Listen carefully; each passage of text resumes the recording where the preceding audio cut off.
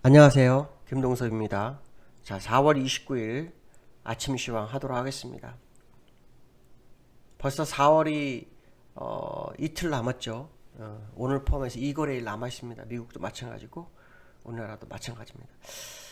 4월 2거래일 남겨놓고 시장이 약간 흔들리는 모습이 여러 곳에서 나오고 있죠. 오늘 새벽에 끝난 미국 시장은 양시장이 하락 마감했습니다. 뭐 시장에서는 아시겠지만 FMC 회의를 기다리고 있었죠. 그 결과를. 근데 사실 FMC 회의 결과는 뭐 거의 예측한 수준으로 끝났다 이렇게 보시면 될 것 같습니다. 결국은 FMC 회의에서 결과는 금리는 동결하고요. 지금 양적 완화하는 거, 국채 매입 800억 달러, 그다음에 주택 저당 채권 400억 달러 매수를 매달 하는 것을 유지하겠다. 뭐 이런 얘기를 하고 마감을 했습니다. 시장에서 예상했던 것 이상을 벗어나지 못한 상황이죠. 인플레이션이 올라도 어느 정도를 제고할 수 있다. 뭐 그런 얘기도 계속 반복적으로 하고 있죠. 만약에 시장을 더 끌어올릴 거라면 인플레이션 제거 방법을 얘기해 주는 게 답이겠죠. 그게 만약에 시장 관계자들한테 이해가 충분히 된다면 주가는 정말 폭등을 해도 할 말이 없을 겁니다. 근데 그들도 제가 볼 때 그 방법이 굉장히 제한될 겁니다. 아마 인플레이션은 뿐만 아니라 국채도 금리도 결국은 계속 오를 수밖에 없는 상황이 될 거다. 그렇기 때문에 연준에서 이 립 서비스보다는 방향성에 대해서 정확하게 제시를 해주는 게 사실 좋습니다. 그렇지 않기 때문에 주가가 계속 오르락내리락 하면서 그 자리를 더 이상 벗어나지 못하는 이유가 그거다.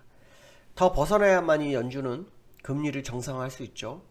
근데 벗어나지 못하는 금리를 정상화하기 쉽지가 않습니다. 그렇다면 옛날에 폴 볼커처럼 순식간에 뭐 2포인트, 3포인트 올려서 금리를 정상화시키는 방법 외에는 거의 없을 것 같다. 뭐 그런 생각도 듭니다. 그런데 이러한 연준의 어떤 스탠스 안에서 시장은 다른 얘기를 하고 있습니다. 블랙록의 릭 라이더라는 CIO가 있습니다. 이 사람 무슨 얘기를 하냐면 연준이 지금 국채 매입 800억 달러, 그다음에 주택 저당 채권 400억 달러 사는 거를 아마 테이퍼링 할 거다. 언제쯤? 약 10월 달 정도의 가능성을 언급합니다. 그가 말하기를 파월은 데이터가 상당히 믿을 수 없다는 것을 인식해야 한다라는 용어를 씁니다. 결국 시장과 연준이 생각이 다르다는 거, 그 자체가 시장을 못 가게 하고 있는 상황이 아닌가, 뭐 이런 생각을 해봐야 될 것 같고요.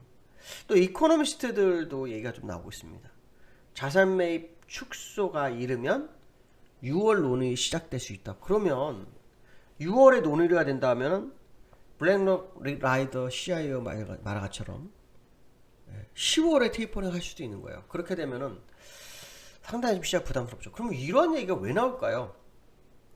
아시겠지만 미국은 지금 실적도 좋죠. 기업 실적 좋죠. 코로나 중이에요. 백신 맞고 엊그저께는 바이든 대통령이 마스크를 벗고 걷는 그런 모습을 보였어요. 뭐 요즘 아시겠지만 이스라엘이라든가 뉴질랜드라든가 이런 데서는 마스크 벗고 다녔네요. 예. 미국에서도 그걸 하겠다, 뭐 백신을 중심으로 믿고 그렇게 하겠다, 뭐 이런 느낌을 가져오는 상황이죠. 근데 지금 미국은 경기부양책도 2조 3천억 달러를 한다고 하죠. 추가로 1조 달러를 더 한다고 3조 3천억 달러를 더 하겠다고 하고 있어요. 지난번 1조 9천억 달러 한 거는 아직 시장의 돈이 다 풀리지도 않았어요. 완벽하게 다 풀리지도 않았습니다. 그러니까 돈도 지금 굉장히 많은 상황이 되버렸죠. 거긴 그런데다가 지표가 좋아져요. 지표가 지금 아시면 고용이고 뭐 소비자 태도 지수든 구매자 관리 지수든 모든 지표가 좋아지고 있어요. 그러면 이렇게 좋아지는데 연준이 양적 완화를 계속 유지하는 것이 맞겠냐라는 생각할 수밖에 없는 거예요. 그래서 아마도 시장 관계자하고 굉장히 달라요. 근데 재미난 건 뭐냐면 이 블랙록은 이번에 조 바이든 행정부의 중요한 핵심 자리를 차지하는 사람 다 블랙록 출신이라는 거, 이거 굉장히 중요합니다. 트럼프 때는 골드만삭스 애들이 중요한 보직을 차지하면서 시장을 리딩을 했는데 이번에는 블랙록 쪽에서 자리를 차지했거든요. 그 블러로 링라이드 CIO가 그 정보를 다 알았을 확률을 열어두고 봐야 되겠고, 그게 맞다 그러면 시장은 흔들릴 수 있는 재료가 나오기 시작한 거다라는 생각도 해볼 수 있습니다. 특히 기술적으로 아주 중요한 위치에서 흔들리죠. 지금 보시면 일봉인데요. 일봉은 뭐 이렇게 5일선 꺾여서 지금 21선과 마주해서 아직 20선 깨지는 않았습니다. 근데 주봉을 보면 5주선을 깨기 위한 모습이 나옵니다. 그래서 오늘 밤 내일 밤 이틀 남았죠. 미국도. 제가 지난번에 말씀하신 요거 1, 2, 3 그다음에 3가 돌파가 돼서 다시 무너졌기 때문에 이 고점을 끝난 요 3 끝난 데서 1, 2, 3 연결을 하면 요 지금 현재 자리라고 말씀드렸고, 그렇기 때문에 지금 이 자리에서 더 못 가는 상황이 나올 수 있다. 뭐 그런 생각 해볼 수 있겠죠. 나스닥도 마찬가지입니다. 나스닥도 지금 어떻게 보면 쌍봉 자리에서 캔들이 나오고 있어요. 그러니까 여기서 지금 음봉이 하나 더 커질지 안 커질지는 또 확인해 봐야 되겠지만, 이건 주봉입니다. 그러니까 이번 주 완성이 이틀 남았죠. 그러니까 이번 주에 만약에 음봉이 더 커지고 다음 주에도 음봉이 5월 초에도 음봉이 나온다면 쌍봉 가능성이 나오는 거예요. 그 결국 다우나 나스닥이 기술적으로 쌍봉이나 또 추세선에 걸려 있는 것은 사실이다. 뭐 그런 생각을 해봐야 되지 않을까 이렇게 판단하고 있습니다. 결국 지금 투자하기에는 굉장히 부담스러운 위치에서 시장이 움직이고 있고요. 애플 같은 경우는 지금 실적이 굉장히 좋게 나오고 있어요. 매출이 54% 급증했다고 하죠. 그래서 지금 기다리는 실적이 뭐 주가를 얼마나 당겨줄지는 봐야 됩니다. 왜냐, 요 근래 실적 좋아가지고 기업들이 그러니까 시장 주가를 끌어올렸냐 못했습니다.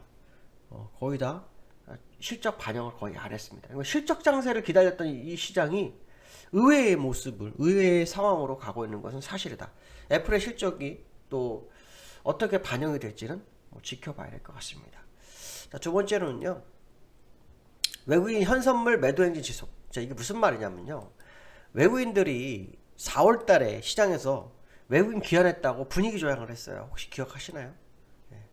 근데 그 날짜 계산 잘못하고 있지만 어쨌든 그거에 따라서 본다면 외국인들이 4월 1일부터 매수를 했어요. 4월 1일부터 매수를 했는데 요 일자별로 보시면 매도가 언제, 요 4월 20일까지 외국인들이 4월 20일까지 매수한 거를 보면 2조 9천억을 샀어요. 그쵸?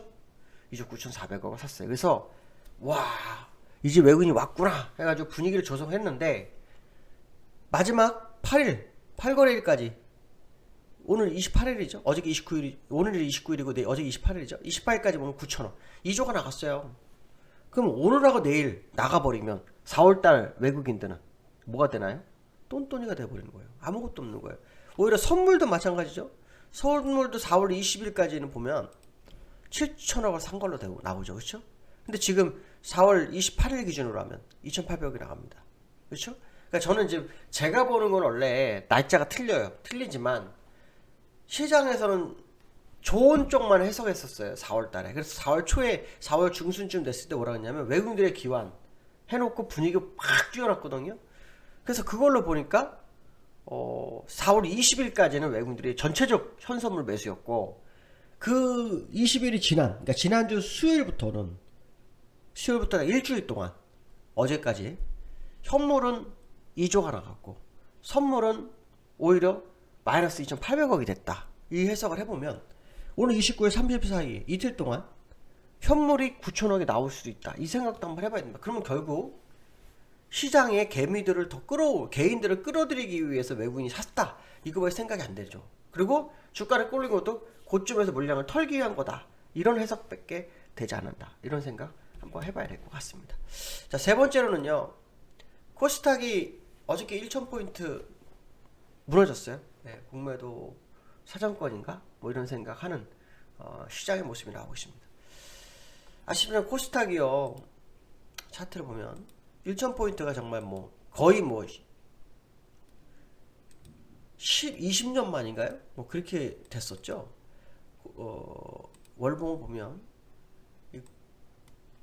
이 1000포인트가요 훨씬 전에, 잠깐만요, 차트 더 확인하겠습니다. 죄송합니다, 설정을 안 해서. 예, 1000포인트가 여기였죠. 예, 여기가 890, 여기가 1000포인트, 여기도 아닙니다. 이쪽이 1000포인트죠. 그러니까 2000년도에 1000포인트가 다시 1000포인트가 와서 와 했는데, 일단 그 일봉상으로는 1000포인트가 다시 붕괴가 됐어. 어제 그냥 아주 빠른 속도로 붕괴가 되는 모습이었죠. 그래서 일단 이 추세선상으로도 요 근처 어디가 왔었던 건 사실이기 때문에 미국의 뭐 다우나 나스닥 또 우리 코스피의 월봉 모습을 보면 코스닥도 지금 자리가 어쩌면 꼭지점이었을 확률을 열어두고 봐야 되겠죠. 근데 여기서 중요한 것은 뭐냐면 공매도가 다음 주에 시작되잖아요. 공매도 다음 주 시작하는데 그 공매도를 대비한 시장의 흐름이 아니냐 이런 생각을 많이 하는 것 같습니다. 그거 맞을 것 같아요. 제가 얼마 전에 이번 주에는 공매도 때문에 물량이 미리 나올 수 있다. 생각해 보십시오. 다음 주가 되면 제가 얘기했죠. 지난번에 공매도 세력들, 그러니까 주식은 매수하는 세력이 있고 매도하는 세력이 있어요. 근데 양쪽을 왔다 갔다 매매하는데 한쪽만 매매를 했단 말이에요. 그러니까 그들이 1년 3개월 동안 놀던 공매도가 이제 움직인다고 생각해 보세요. 거기다 개인들 한 4,000명 움직인다고 생각해 보세요. 우후죽순 공매도 나올 겁니다. 한동안. 그러니까 그게 어느 정도 회복될 때까지, 물론 그 사이에서는 어떤 종목 쇼커버링도 걸리고 뭐 난리 나겠죠. 그러니까 그때까지는 정말 쉽지가 않을 거다. 시장이. 그 생각을 해본다 그러면 처음 코스닥에 벌써 공매도 영향권 들어갔을 확률 열어두고 봐도 나쁘지 않을 것 같다. 그럼 오늘 내일도 그 가능성 충분히 있다라는 생각 해봐야 되겠죠. 자, 어쨌든 오늘 목요일입니다. 특히 위클리 만기죠. 위클리 때는 또 엄청 변동수 있는데 얼마나 변동수 있을지 오늘 확인해봐야 될 것 같습니다. 자, 오늘 여기까지 하겠습니다. 수고하셨습니다. 감사합니다.